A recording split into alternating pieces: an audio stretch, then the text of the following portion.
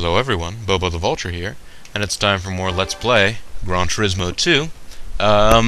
We just won a rally race. We won a rallying event. It was nice, and I appreciated winning it. But now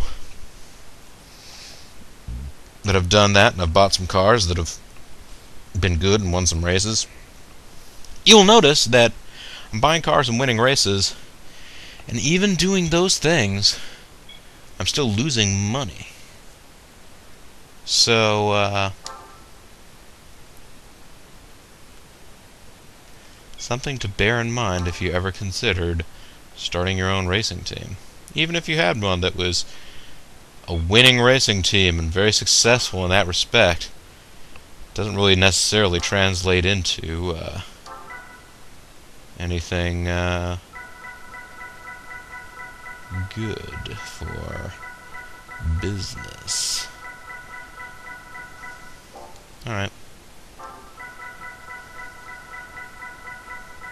Don't mind me, guys. I was just looking for a rare classic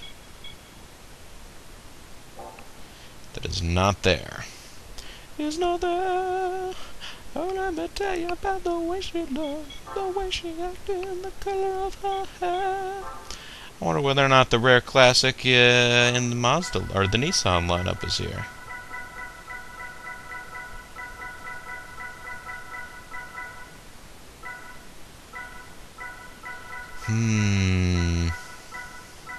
Don't see anything like that.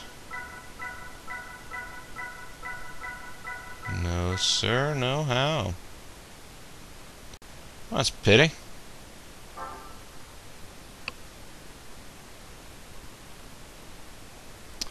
Ah, yes, that would have been the top tier car in the previous game. Now then. What are the special Nissan events, and are there any we haven't with? That's right, we never got around to the Sylvia and 180SX Cup. The R34 challenge, I think we won. Yeah, the GTR meeting, maybe we never... No, GTR meeting we won. The R34 challenge, I'm pretty sure we won. We didn't. Did it not allow us to use our Mines GTR? Is that the problem? I think that's probably the problem. That's alright. I hate entering challenges like that because I feel like I'm going to get those cars as random prizes. They give away, like, Japanese sports cars like candy in this game. Candy!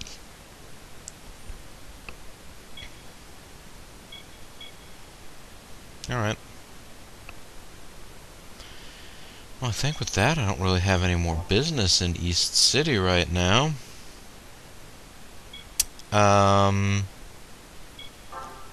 There was something I feel like I was thinking about picking up in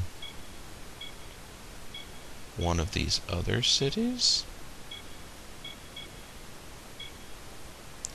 No. There's no... well, I guess... scratch that. People say nice things about the new Beetle GT. I should probably give it a go. It's only $500,000. I can get one. Driving around in the Beetle Cup. Because you know there's Beetle Challenge.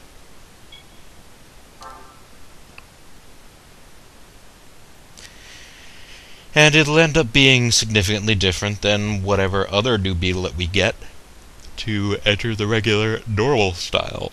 Because I'm pretty sure that they don't have all-wheel drive Beetles. New Beetles. They've made all-wheel drive they've made all-wheel drive Golfs at varying points in time, but mostly they've been front-wheel drive as well. Woof! Wubba wubba wubba wubba wubba wubba.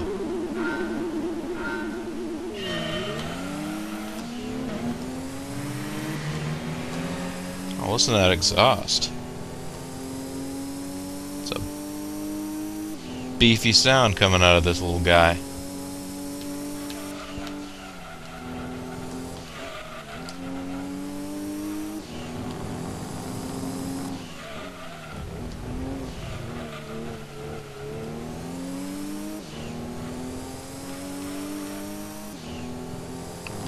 Got a nice throaty tone going.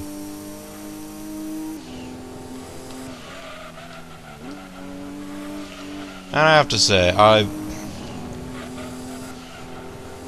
I'm generally the first person to disparage new Beetles because you more or less buy one solely as a style decision.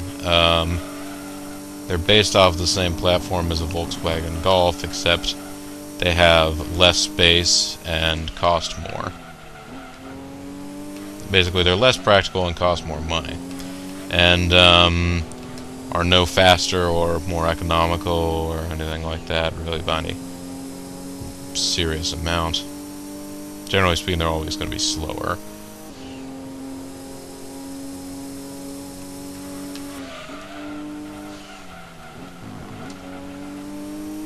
And I suppose there's any number of Volkswagen GTI or Golf R32 parts that you could fit onto a new Beetle.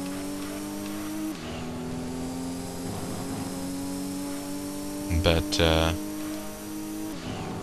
you're probably not going to, because why would you do that? You've already got the Golf right there. The Golf is just so much better. You can get it in 4 doors. I guess technically 5 doors, because this has a rear hatch that you can fit things into. But this is a very fine car for purposes of Gran Turismo here.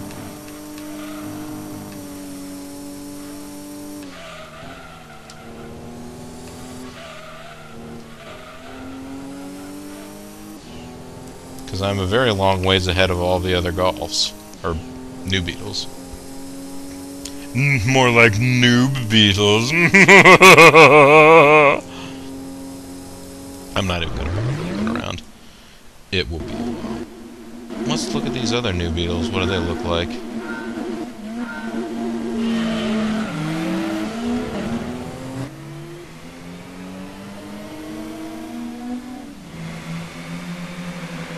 Okay, they have a little Volkswagen logo on them. I guess the logo is actually not that little, it's kind of big.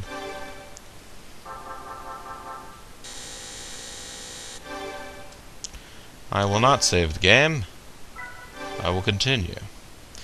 And come to think of it, this is a car that I could enter into the Super Touring Challenge or whatever, too. Why not? Why not, I ask you? I'll give you a reason here in a minute. Yes, the reason is because if there's a Golf Cup, I'd much rather win using the Golf from the Golf Cup. That's why. Matter of fact, let's do that right now. After I double check to make sure there are no other special editions here. There aren't. So hang on a second. Volkswagen, founded by Ferdinand Porsche to create a people's car in 1936. Psst. It's kind of a questionable time in history for Germany. The company became a worldwide player in after the Second World War. Psst. Remember what I was saying before? Now VAG, the Volkswagen Audi Group, owns Seat, Skoda, Bentley, and Lamborghini. Really? Volkswagen Auto Group, or VAG? By the way, folks, I think I went back and looked this up a little bit more thoroughly later. The 1.8T, 1.8 Turbo, is the car that you would want to go with.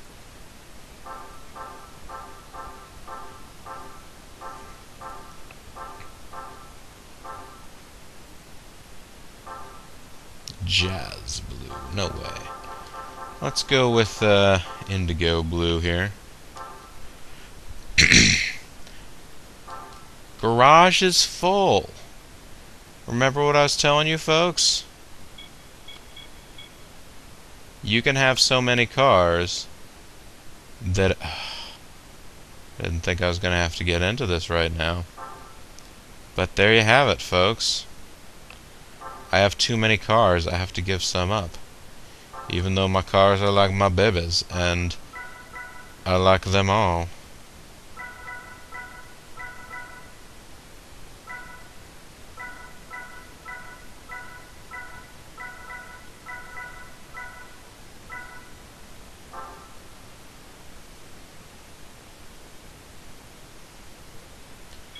Okay, I like that one less than most. You can CRX. It's a Del Sol. Suppose I can go back and get it as a prize car later if I really need to. Ugh. This is annoying, folks. This is annoying. Oh yeah, there's no reason to have a regular Clio. Let's sell the regular Clio. I just got that as a prize car at some point, I guess.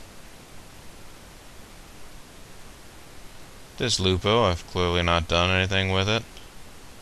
And there is no Lupo challenge in this game. There's Lupo challenges in other Gran Turismos, I think.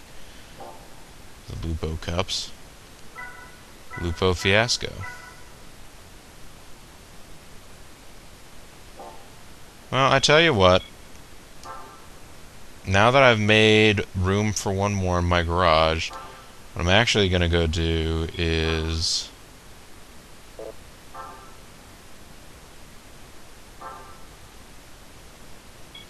enter the Super Touring Trophy, see if I get something other than one of these flippin'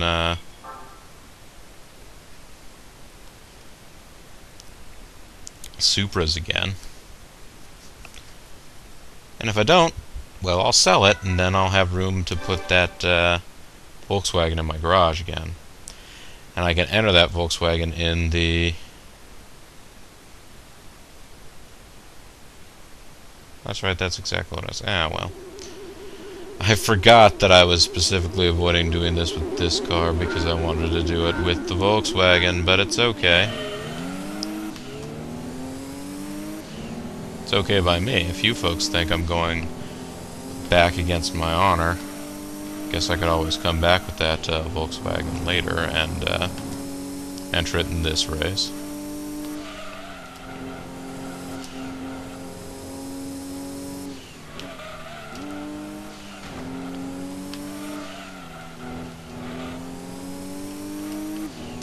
I believe there is a 2-hour enduro of this particular track. I'm really not looking forward to that. I don't really like this circuit. As you've heard me rail on time and time again, probably I'm not really a big fan of street circuits in general. Both as a person playing a video game and as a person spectating at a street race. I mean, in a way it's nice if you live in the city because you can just sort of get there. It's an easy way to have a first race experience. Like my best friend and I, the first race we ever went to was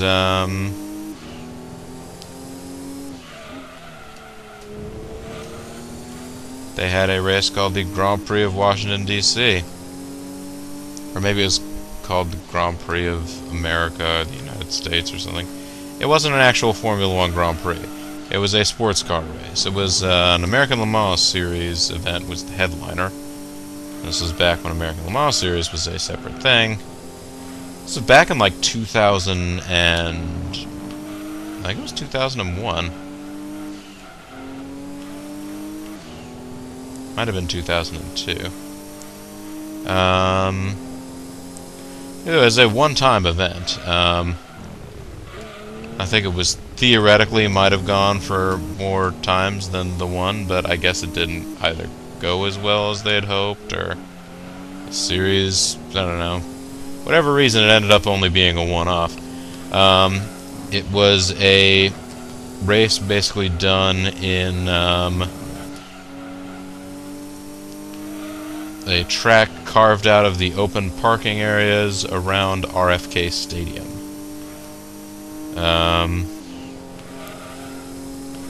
Which is nice, because RFK Stadium, unlike the current FedEx Field, was mass transit accessible, metro accessible.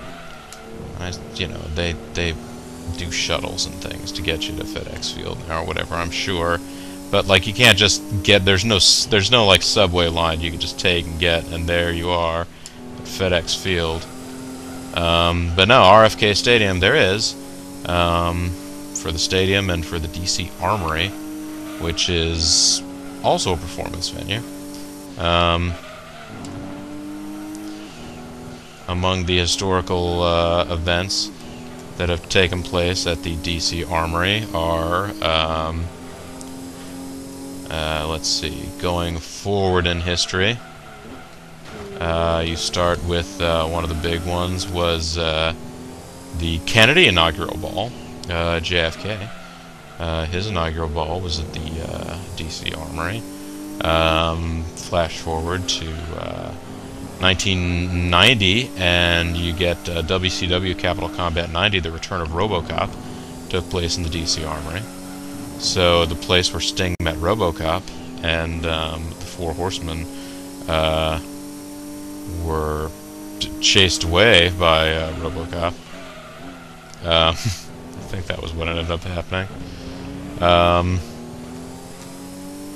That was at the DC Armory. And I guess today, the DC Armory is often host to the DC Roller Girls, the area short track roller derby organization. So there you go. Pretty important. Pretty sweet place. But yes, the race around RFK Stadium. Let's exit.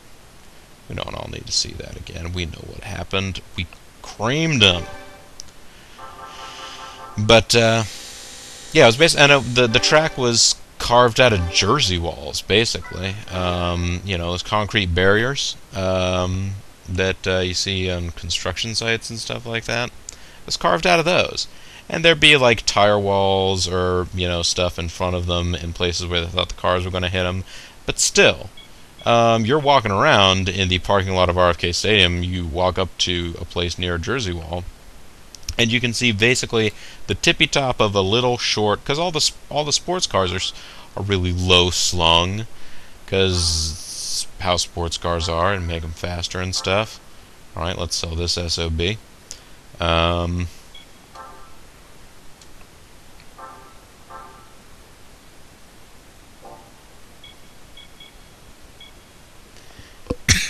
Sorry. And I guess now, having done that, I will go back and I'll get that Golf that I had my eye on, and I will probably do that, do all the souping up of it, and then the next video may end up being inventory management. Inventory is full. Because right now inventory is full, guys, and I don't appreciate that. I'm gonna get in this car.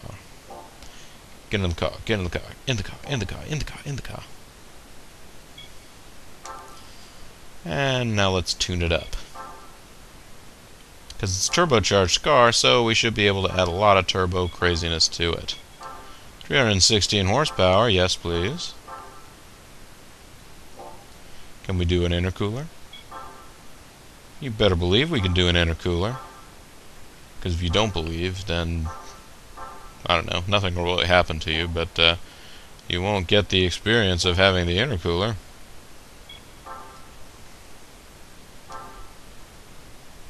Let's check out mufflers and air cleaners. 367. This is getting to be a powerful car. It's a powerful motor. Max power. So yeah.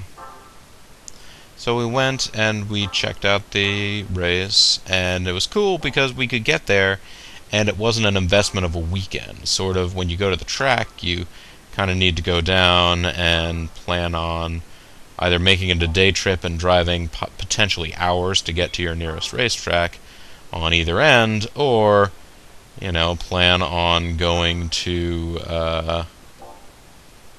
plan on getting a hotel or camping out or something.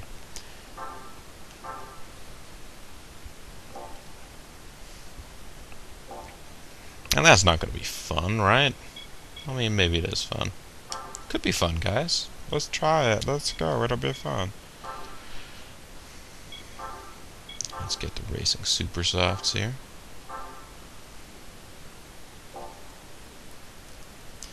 And it's a better spectator experience at that kind of a track. But that said, you have to put all that investment in, time, money, and all that stuff. And a big part of a race weekend, either way, is your paddock walk. Basically, you go out and you can sort of go check out all the race cars up close, because you're allowed to walk through the areas where they're working on the cars. Now, you don't want to be rude and just like go straight into them. Oh, that's a real nice looking car right there. I can't buy the racing modification yet because I still need to win the regular style, but I'll be into buying the racing modifications because it'll be cool looking.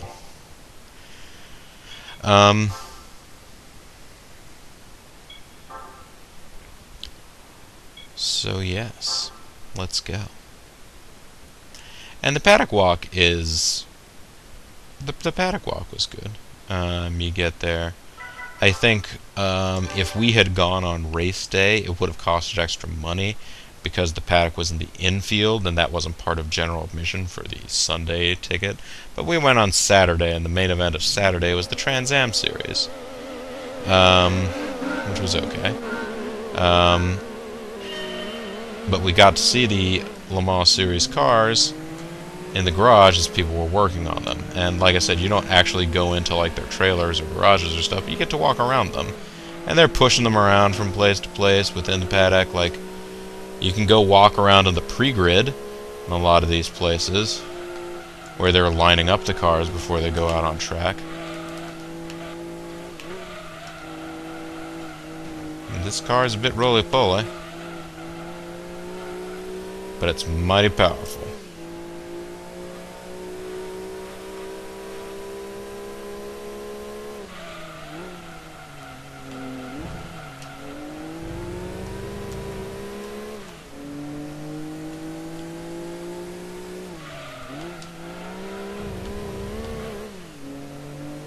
There we go. I'm maybe slowing down too much for these corners, but I kind of like the idea of cutting them as much as I am.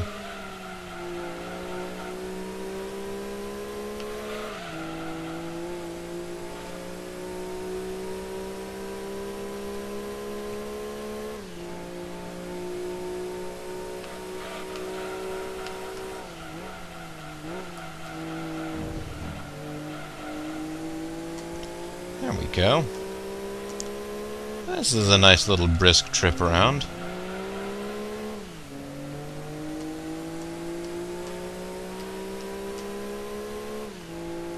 It's like a couple of designs back of the old V-dub Golf.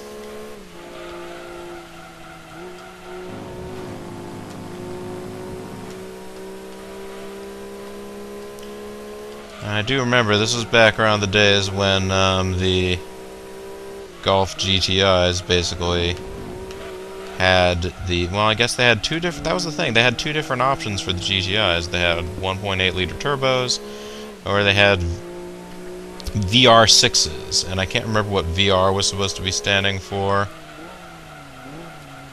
But basically, the VR6s were a narrow angle V. I guess most V6s have something. The reason they're called V is because the pistons basically are aimed sort of at around a... Usually it's like a 90-degree angle from one another. So you have a bank of pistons that are pointing one way and a bank of pistons that are pointing the other way. So in a V6, it would be 3 pistons pointing one way and 3 pistons pointing the other way. The even numbers and the odd number ones. The even number ones are going one way, the odd number ones are going another way. Anyway, VR6 was a narrower angle, which I guess helped them to package the engine into smaller engine compartments, which meant that you could get a V6 engine into a smaller size. if I'm remembering right. And a V5, I guess, is uneven, so that's kind of weird. Let's exit. And a V configuration is basically to be distinguished from an inline configuration where all of the cylinders are all pointed the same direction, basically, or a flat configuration, also known as a boxer configuration, where basically the pistons are moving back and forth, but are actually moving back and forth towards each other, like punching either way, like they're punching back and forth. That description may or may not make any sense to you, but I swear if you actually knew what I was talking about, it would make some sense. So all you need to do to understand my lesson there is to already know what I was talking about. So that's good. It's not really a lesson. I'm not like Professor Bobo here. I like that blue. Let's go with that blue. Let's perform that racing modification and see whether or not that very same car and that very same tune, except with racing modification, can win the other event here. Golf Cup.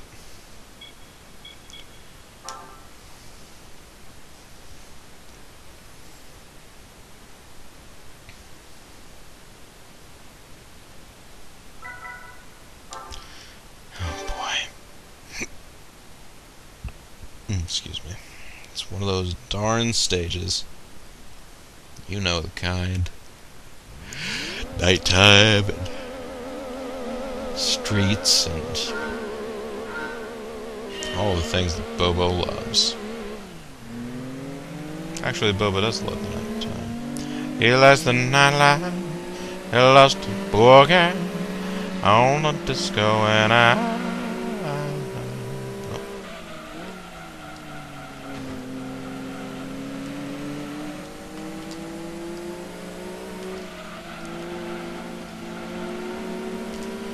Stay behind me.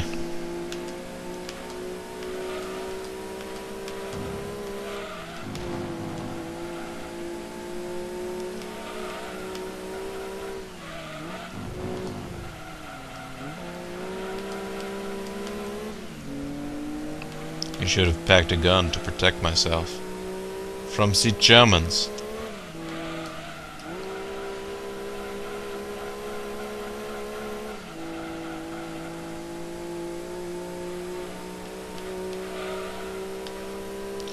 Ah, that would have been a bad situation to have collided with that barrier.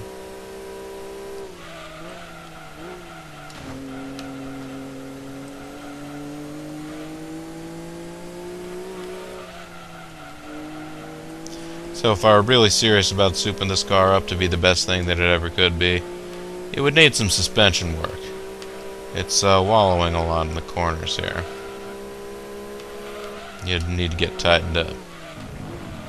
This is the music you tighten up to.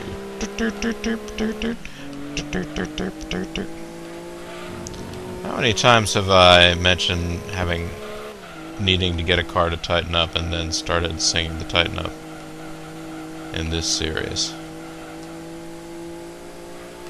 Maybe it's not as often as I'm thinking, but I feel like the last time I played one of these videos to check it, make sure that everything was working right, I skipped forward to a random point, and that was what was happening. I was saying, this car needs to tighten up. This is the music you tighten up to. Some of you might not even know the tighten up, so that's cool. Because it even had a little breakdown in the middle.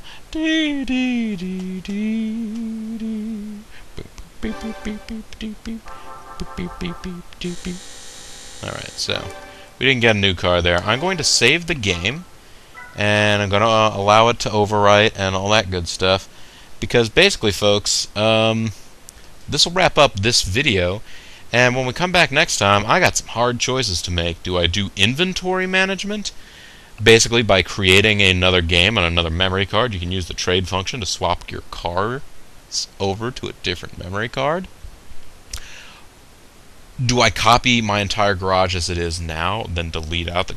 There's things that I could do to save the cars that I have, or do I just sell some? Because there are obviously some that I'm just never going to get around to. But they're things. I should be able to have them. This is one of the things about this game. If you go through this game and you don't even buy that many cars, you just keep your prize cars and tune them up, you're going to run out of garage space. It's just fact. Fact, man. Anyways, this is Bobo the Vulture. This is Let's Play Gran Turismo 2. Thank you guys very much for watching, and join me next time. Hopefully. See you then. Bye-bye.